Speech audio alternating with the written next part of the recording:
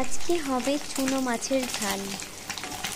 ভালো করে মাছটা ভাজছি, কাঁচা মাছটা কড়াইতে দিয়ে, এটা একটু অল্প অল্প দিতে হয়, সব একসাথে দিয়ে দিলে মাছটা ভালো করে ভাজা হবে না।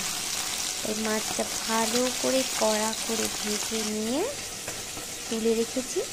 এরপর মশলাটা কষাবো।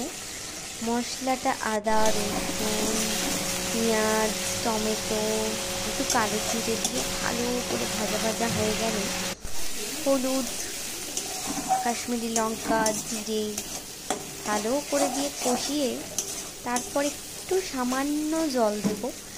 দিয়ে হয়ে আসলে কষানোটা পুরো কমপ্লিট হয়ে গেলে চুনো মাছগুলো ঢেলে দেবো।